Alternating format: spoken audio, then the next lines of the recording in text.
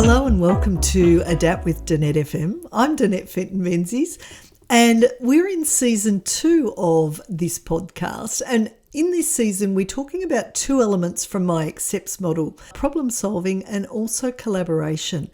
And today I'm going to be talking with Emma Gibbons, and we'll find out a little bit more about Emma shortly. But I'd love to welcome Jez into the conversation. Jez FM, welcome. Thank you, Danette. Hello, everybody. Yes, I'm Jez FM, the son of Danette and also the podcast producer here. Former comedy writer. I mean, I do some comedy writing still, but I just formally have also done it. And I've done stand-up comedy before and some podcast producing. And the Adapt with Danette FM podcast is a really important podcast because the times are changing. You need to adapt. And this is the toolkit to go with it. It's the companion to The Adaptable Leader by Danette FM. We'll talk about that a little bit later, but that's a book that's got a lot of adaptability skills. If you're feeling a little overwhelmed or stressed out by the changing landscape of the world, this is a great book and toolkit for you to use. So, Danette, how are you going this week? Yeah, Jez had a great week. Lots of interesting things happening and just work-wise and also just personal. And this weekend I'm going to a ball, which I haven't been to a ball for ages, so I'm super excited about that too. That's awesome, Danette. Well, speaking of balls, I finished up my season doing commentary for basketball. So that was its own ball-related activity, and our team, 2 of the youth teams, made the semi-finals for the Coburg Giants, if people want to follow that team there. So that was exciting, but they both lost, unfortunately, in the semi-finals. But that's all right. Next season, we'll adapt more and hopefully win the final, I think. Love it. So today we're talking to Emma Gibbons, who I have worked with before, but did you want to tell us a little bit about how you met Emma as well? So Emma belongs to a group that I'm in called Thought Leaders, and we actually connected in person last year at a retreat, and it was a restorative yoga retreat. And we had so much fun that Emma has come and visited at the farm, stayed for a weekend, which was awesome. And she runs a company with her partner Reese called Acknowledge This. So she is from America. She's a white woman and she is working with Reese, who is an Indigenous man, to help organisations talk about and do the acknowledgement to country in a way that resonates for their organisations. They do some extraordinary work. They also have their own podcast, which I believe, Jez, you've helped them with as well. So would you like to share a little bit about that too?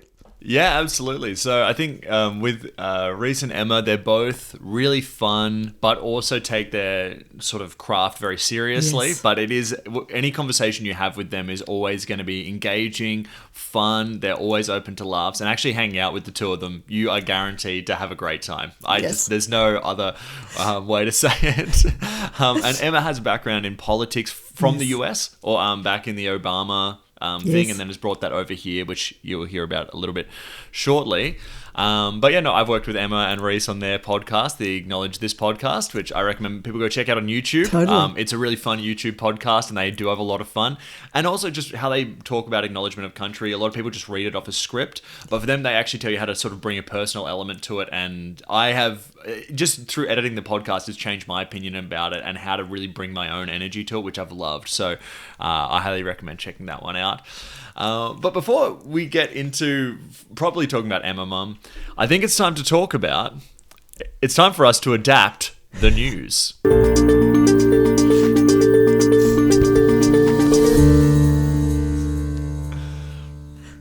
Alrighty, this is our Adapt the News segment, and what we do here is we take a news story that's current at the time of recording, this will be last week for you listening right now, and we sort of break it down through adaptability. So what does this mean for adaptability and what have you? So this was an interesting one. So we're kind of getting towards the end of the Olympics here, heading into the Paralympics in Paris.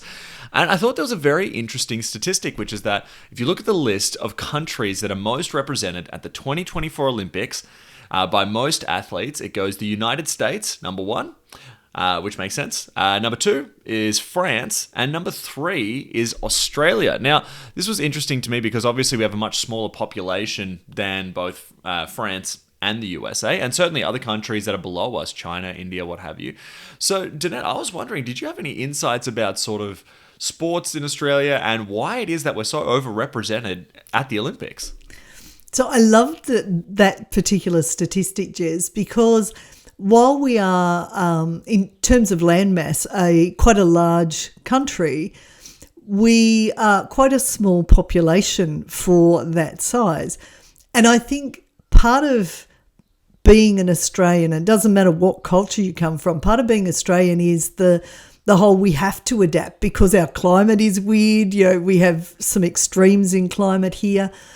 And I think that sports is part of our culture. So I live on a farm, and I know that the local towns around us on Saturday afternoons are often deserted because the entire town is following different sports codes, and they're either playing or they're cheering or they're volunteering for those particular sports things. And I think part of that, what makes us great athletes too, is sometimes, depending on where the person has grown up, they've had to adapt how they train to get to that world-class level. I saw a video the other day of someone and they were swimming up a canal, and that was their sort of starting career as a swimmer. And I was like, there'd be kids who are in dams swimming. There'd be people running up roads and there's brown snakes coming across the road as they're running. So I think that it is part of our culture, whether you like whether you're a player or not. I think that people just go, let's get behind these people who've got to that elite level. I know that the government has invested in our athletes as well because they see that it is something really important. And I think it's just part of our give it a go, let's give it a whirl and try different things. And then people, some sports people are good at a number of sports and then they'll focus on maybe one or two. And I think as part of our culture, we invest in that and, really support, whether it's the Olympics, the Paralympics, the high-level world games and that sort of stuff. We just love being part of that as Australians, and we definitely punch above our weight. Well, I mean, I think a couple of those things are right. So I think, just to give people an idea that are listening from outside of Australia, Australia's population is approximately 26 million people. Yes. To kind of put that in context, Canada has 38 million and California has 39 million. And Australia is roughly the size of, America, land mass wise. We're pretty similar. So that to give you an idea of the population spread out is a lot of spread out areas. And so I think that there's a lot of outside, so a lot of people playing outside. I definitely think a huge deal is the government investing in it because, I think there's a lot of other countries that have a lot of sparse land, but without the resources, people aren't going to really succeed. I think a great example, however, of the inverse of that is the country South Sudan this year in the Olympics. They won their first ever Olympics basketball game and they don't have a single indoor court in their whole country. Wow, so good on them. They're really amazing. And they almost beat the US. They lost by 2 points. So it's for them, a hugely successful Olympics, and we have to celebrate that as well. But I think another thing that's been really big for Australia, sort of slightly under the radar, but also, in some areas quite important, is that a lot of our golds have been won by women. And I think that actually is important because I think it speaks to Australia's broader sporting context in that we want everybody to be successful at sports, and that includes our women. But I think maybe our women are involved in sports for a little bit longer than they might be in other cultures. That may be some element of it, where it's with more of a government investment in the youth league sports, that gives them more of an opportunity to actually sort of play it more professionally. But there is one interesting example that I think really sums this up in some ways, and I think it's a good example of both countries. So my partner's from India, Kanika. She works at Magical Learning, does social medias, newsletter, does everything. And we were in India. Yeah, it is awesome. And we were in India in December, and for them, they had big banners everywhere for people that had achieved a GCSE score of 99. They would have a big banner with the person's photo and everything, and everybody that achieved in the 90s would be smaller images underneath them. And this was to celebrate these kids. Congratulations, great effort on their high schooling. And when I think of Australia, I think you'd be more likely to see that for someone who is representing Australia in a certain, in rugby true. or something. You're more likely to see that. Yes. So I think it's also culturally how we set up the country, where we celebrate sporting achievements probably more than academic achievements in this country. Yes, that's so true, Jez. I never thought of it that way. Yeah, neither had I until I was there, and I was like, oh, we don't have these. We probably have something else. Yep. love it. Awesome. Well, Danette, that's been our Adapt the News segment. But I guess before we dive into your awesome chat with Emma, our mutual friend, did you have anything you kind of wanted to share?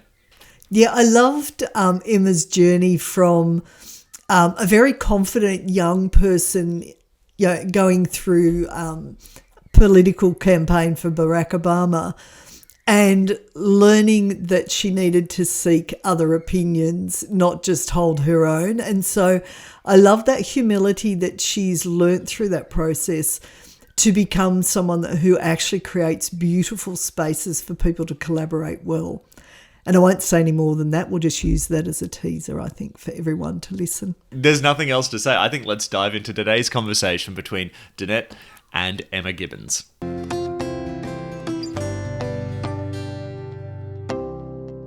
Hello and welcome to Season 2 of Adapt with Danette FM. Today I've got a wonderful guest, Emma Gibbons, who I'll get to introduce herself in a second. This season we are looking at collaboration and problem solving, and today we're going to deep dive into collaboration. Now, Emma, welcome to this podcast. Emma has been on our Magical Learning podcast, and we will share a link to that with the descriptions to this particular podcast. So, Emma, I'd love for you to introduce yourselves to our listeners and viewers who might be meeting you for the first time. Oh, thank you, Danette.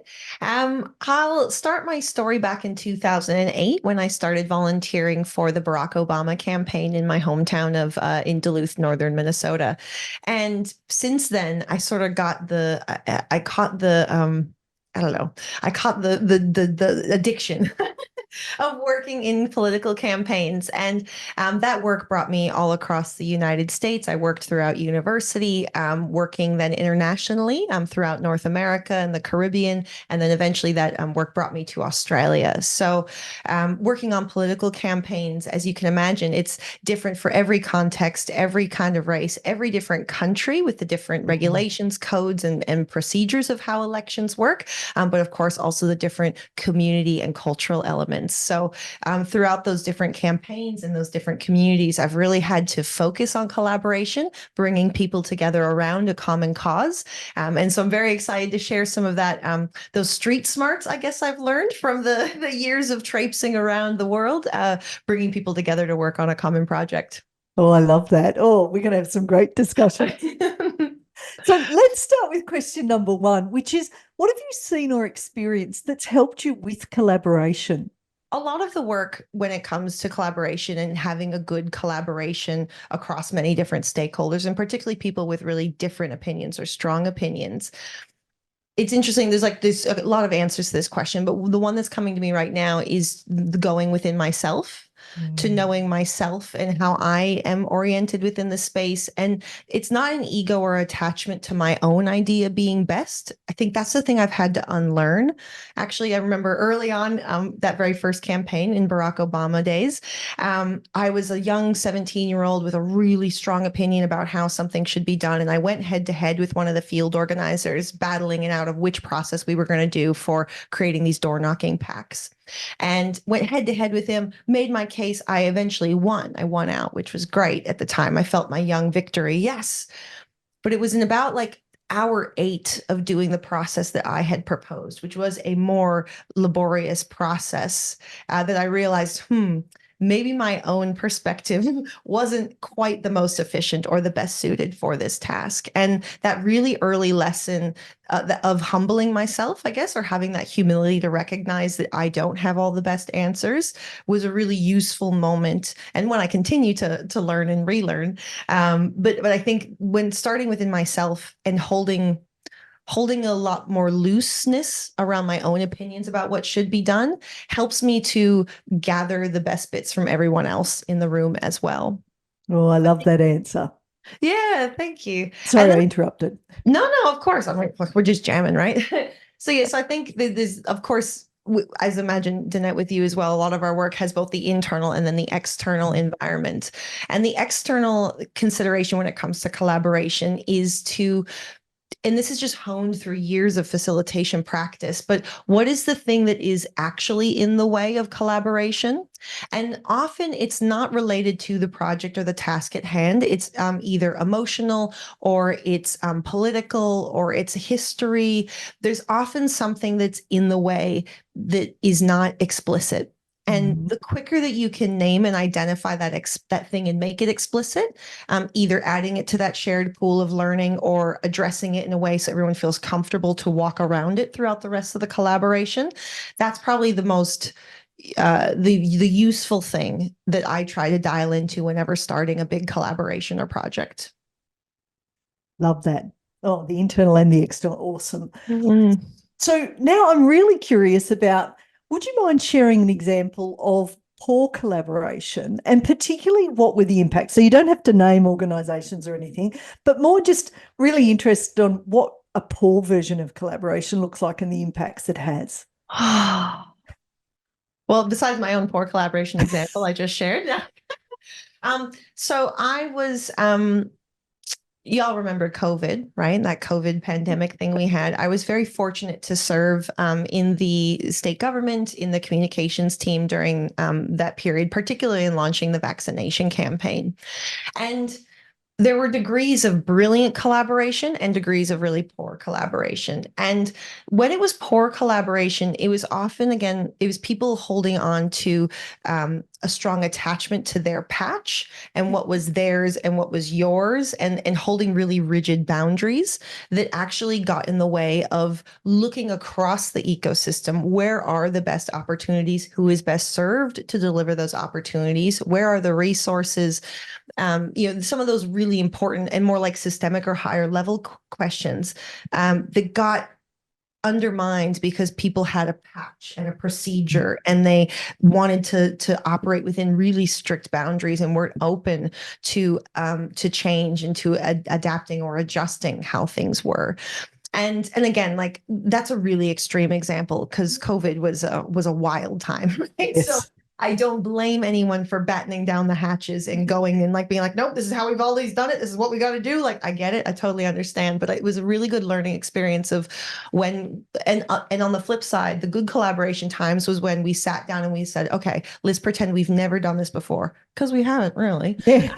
How would we redo this? What system would we put in place? What kind of communications or procedures, or can we get around this agreement or this situation? So I think, yeah, that openness and willing to let go of that rigidity, those strict boundaries, and this is my patch. That's where I think that's sort of the opposite of collaboration in some ways. Hey, that hardness. Yes. Yeah. And I love that, because if people notice that they're really sort of digging into their viewpoint, there's a sign that perhaps I need to loosen up a bit, be a bit more open to what everyone else is talking about. Yeah. And it can be hard to recognize when you're in those moments, can't it? Oh, absolutely.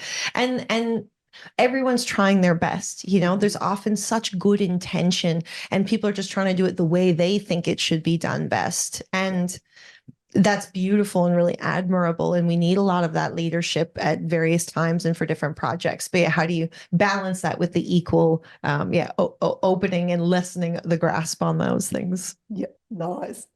All right, well, let's go to the next one, which is, based on your experience, what tips do you have for others? And Jez added this bit about including young people who might be just starting out around developing your collaboration skills. So how can anyone, wherever they start developing their collaboration skills?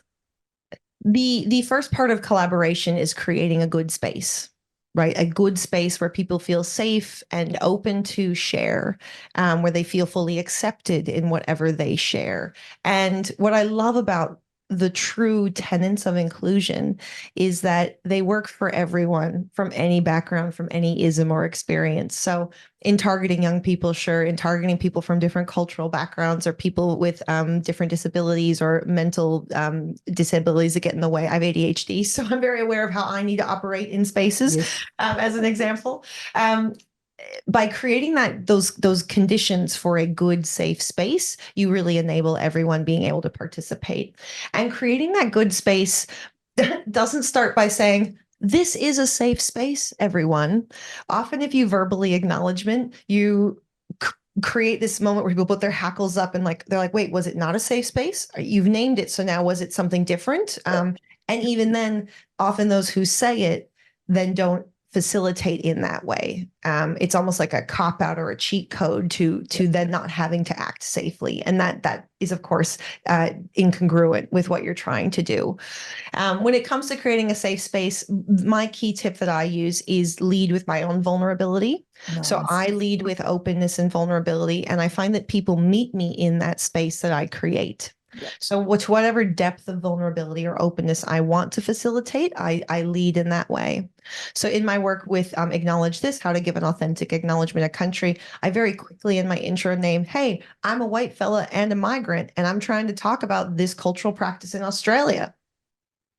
And then you just kind of name it and you open it up and you say, I'm okay talking about it, and people will meet you there and open up to a similar level. So that's both, I think, what we're trying to create and how it can help everyone, but also how I specifically do it. Lovely. I love that. And what would be some things that you wouldn't do to create a safe space? What creates an unsafe space? Some other examples? Well, yeah, I mean, judgment is the primary one, and judgment comes in a lot of different forms. It could be judgment about, like, if you're talking about Netflix and you judge what someone's watching, like that immediately creates a moment where like, oh, was what I was watching weird or awkward? Do you judge me now? It's also, I think, in tone and body language. We kind of all know the basics of, sitting back with your arms crossed gives a front or a visual cue that you're not worthwhile, or they're not interested in what you're saying. One other piece I would just add is that when it comes to facilitating collaborative spaces, it is your role as the facilitator to bring everyone in and to call people out, right? And so if you do see judgment happening between other individuals in the collaboration, it's up to you as a facilitator to name that. And I want to use the word police almost, but not quite that strong. Yeah. But making sure that you are the one who is threading the tone, pulling people up or pushing people back, again, because the dynamics are always going to be changing for every different conversation that you host. And so I would encourage you to assert your power and your role in that, in helping ensure that those tenets of good space are maintained across the group.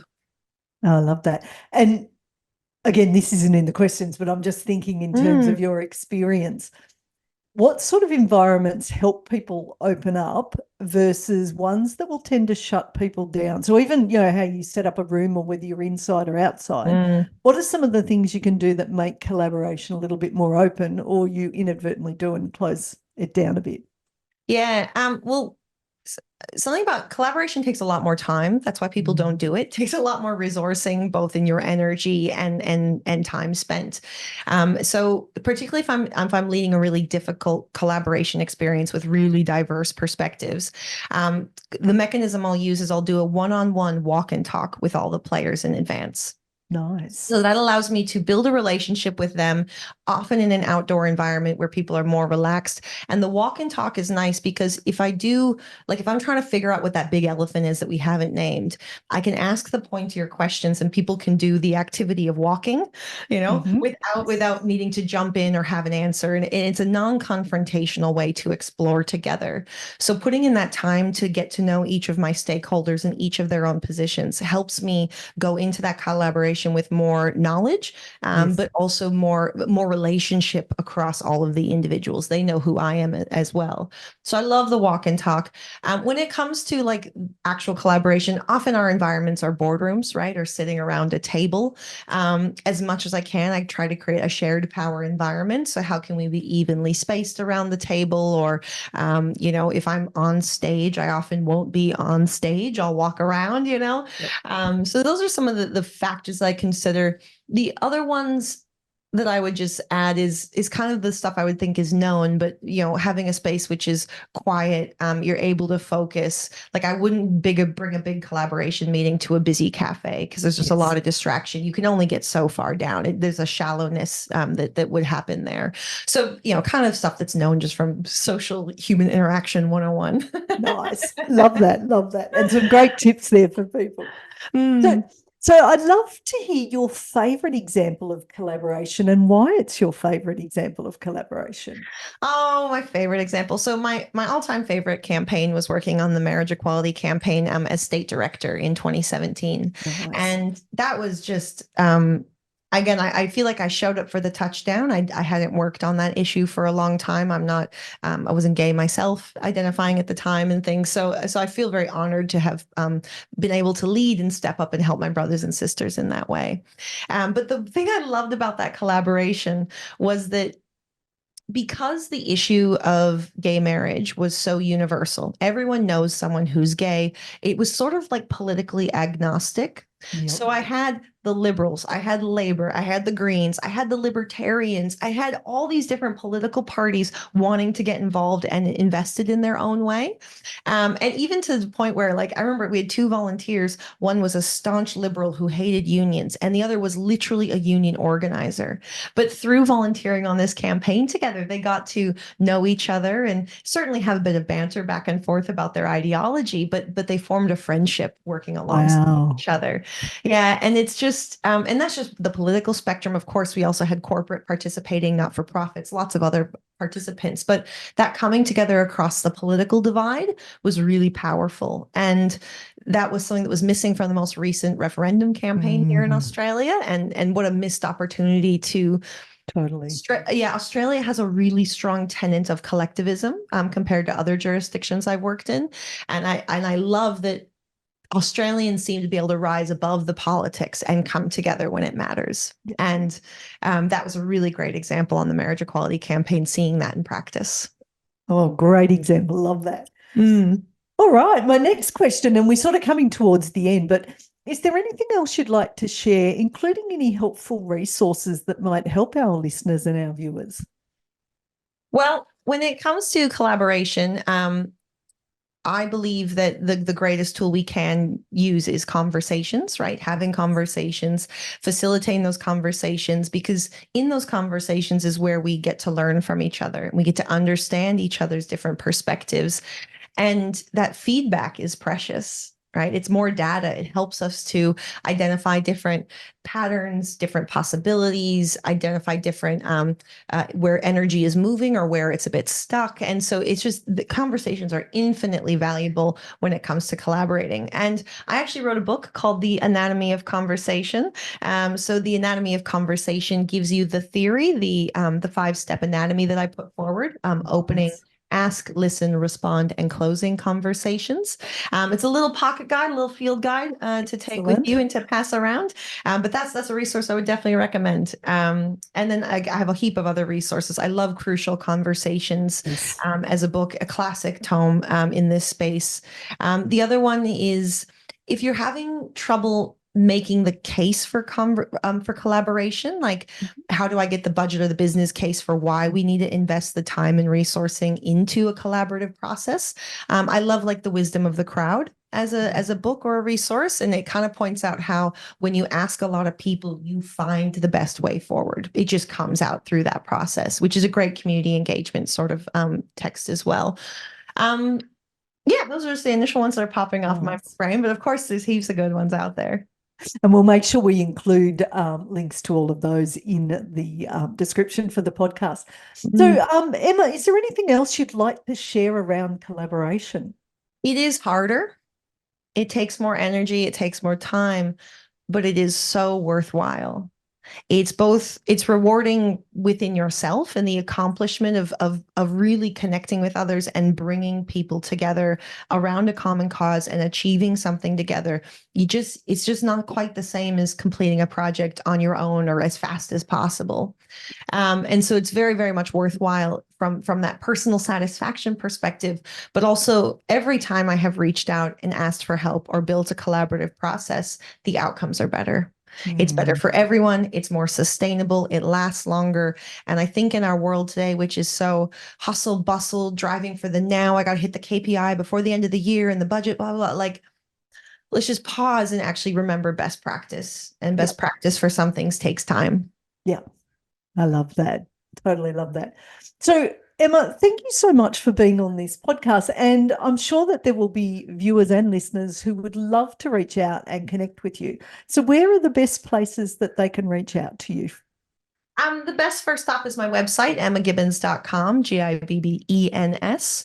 Otherwise, LinkedIn, Instagram. If you give me a Google, I have a TED Talk out there too. You might enjoy. So yeah, happy to connect and have a conversation about anything you're curious about. I love that. Well, Emma, thank you so much for coming on this podcast. And as usual, I'm going to give you a big hug. Yeah, Danette hugs. And until next time, stay adaptable, everyone.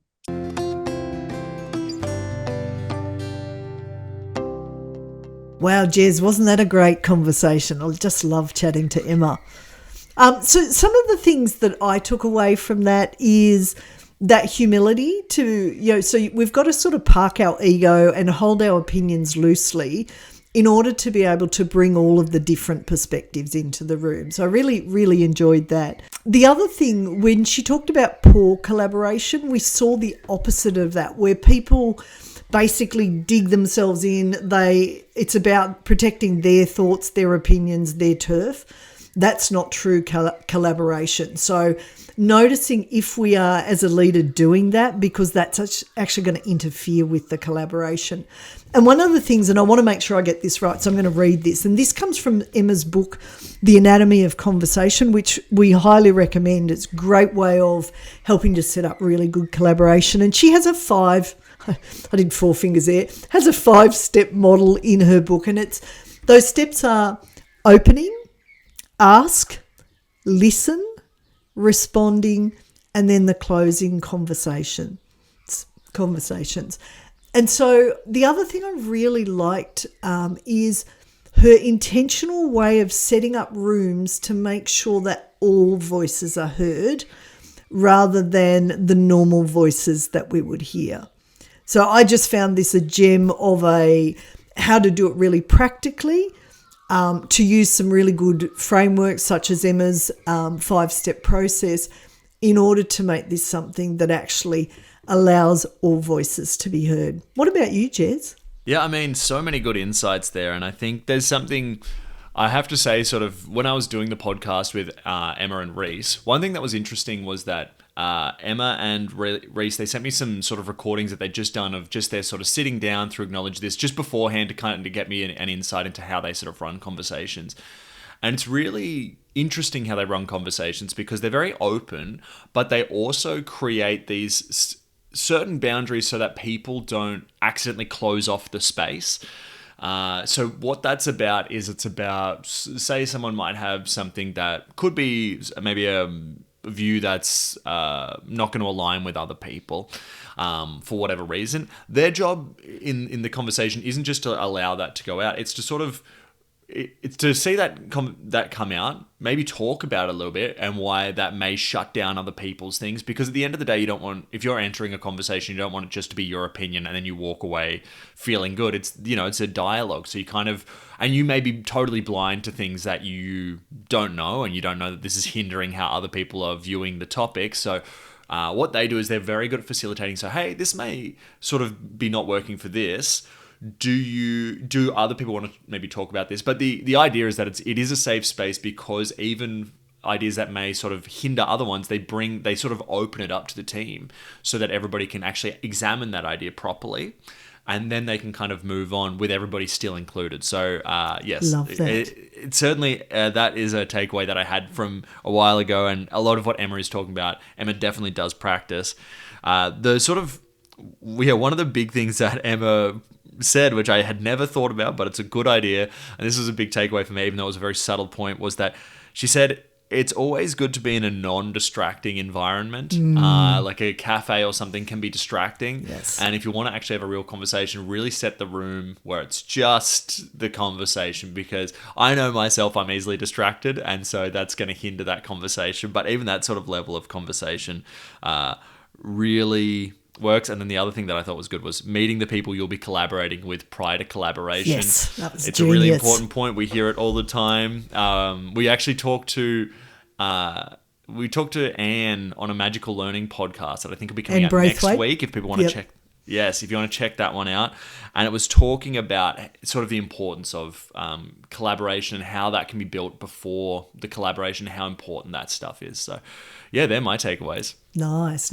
What a great conversation. Now, Jez, have we got a viewer or a listener that's got a question for us this week? Yes, we have one of those two. I'm not too sure which one it is, but we want to thank Camilla for writing in. They didn't specify if they're a listener or a viewer, but regardless, thank you so much for sending one in. So, Camilla, here we go. So this is from Camilla. Hey, Danette, one problem I've had my entire career that I don't like public speaking. I'm currently studying a master's in political science and it is going well. However, I'm very nervous for any speaking assessment or speaking in public in general. Do you have any tips that make public speaking a bit easier, or how can I at least look a little more confident? Camilla. I love this question, Camilla. So there's a fabulous TED Talk by Amy Cuddy, which talks about confidence. So when we're public speaking, the looser we are with our body, meaning the more relaxed we are with our body, that helps us be more confident. What you often see with people who are very nervous is they might get on their phone before they have to speak to people. Now, the problem with getting on your phone is you're going to hunch over. That says to your body that you're likely to be going into a threatening situation. You actually want to be relaxed. So I think moving around a little bit, see what I'm doing if you're watching, I'm basically shrugging my shoulders, etc. That can be really important. One of the things I've found of many years of public speaking is the more I make what I'm talking about to be of service to others, the more that stops me thinking about myself. So I think we get really nervous when we focus on ourselves. I always go, I want to share this information because it's going to help these people in this way. So I think that also comes back to, you're learning a topic, political science, congrats on doing that. And so think about how can this help the people that are listening, and focus more on what you're delivering to them rather than how you show up. I think also just a couple of things to help you remember that this is a skill like any other skill. And so as we try it once, think about what's one thing I could do to improve my public speaking for next time. So it could be as simple as just smiling at the audience, looking at them occasionally, looking for friendly faces. The big thing you'll see with professional versus just starting is when we're just starting, we tend to not know what to do with our hands. We move a lot because we're a bit nervous. What you'll notice as you get better is you'll be more centered. So a bit of deep breathing beforehand can help you become centered, and then you're more deliberate. So for those that are watching, they will see that I'm moving my hands at the moment. So you can be more deliberate in your actions rather than getting that nervous energy coming out. So if beforehand you are feeling nervous, which is perfectly normal, move a little bit before you go on stage or in front of your peers, because that will get that energy out so you can be a bit more calm. And in the last podcast, I talked about Carol Dweck's growth versus fixed mindset. One of Carol Dweck's great phrases that I love is, I'm not good at this yet, or I haven't quite mastered this yet.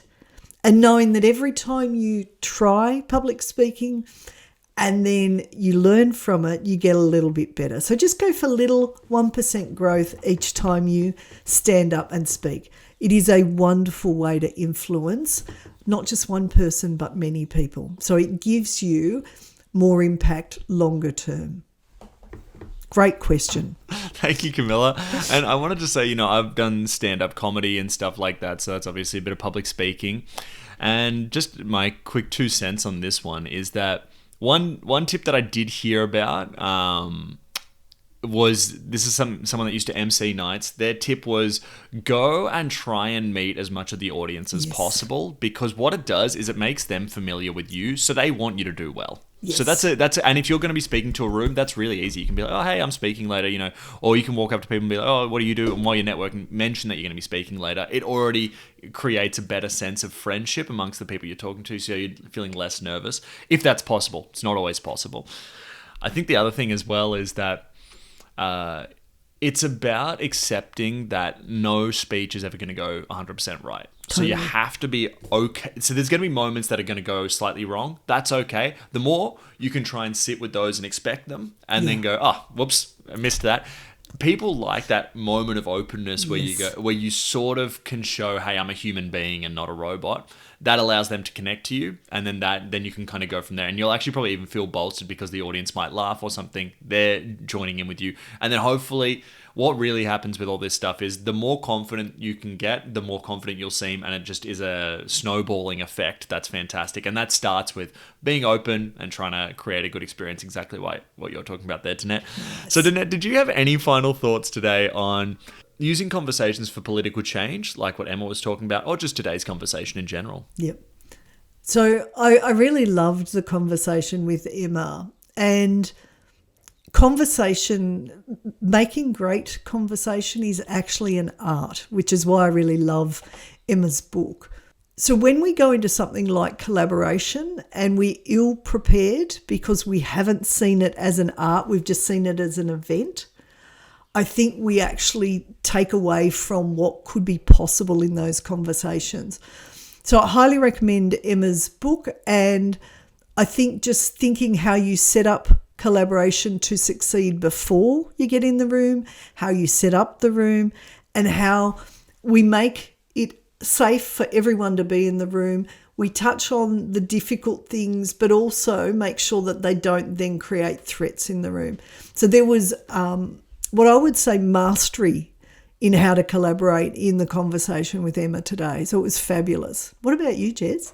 Yeah, I mean, I absolutely agree with everything you've said, but then I also wanted to just add, I think with this concept of safe spaces, people tend to think that it's safe for people that are just easily offended, maybe. But what it actually is more is creating a safe space for people who have opinions that maybe some may find offensive, and sort of, I guess, bringing that into the conversation and talking about, why is this way? Why is this happening? And how can we better navigate this sort of going forward so that everybody can actually be at more peace and more relaxed because they know where the boundaries are. So it's just much easier to be more open.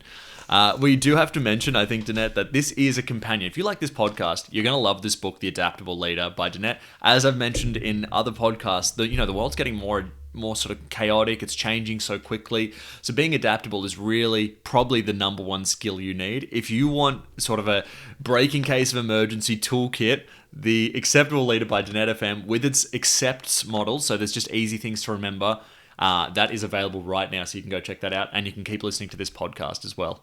All right. Well, thank you for another great conversation, Jez. And for all of our listeners and our viewers, stay adaptable.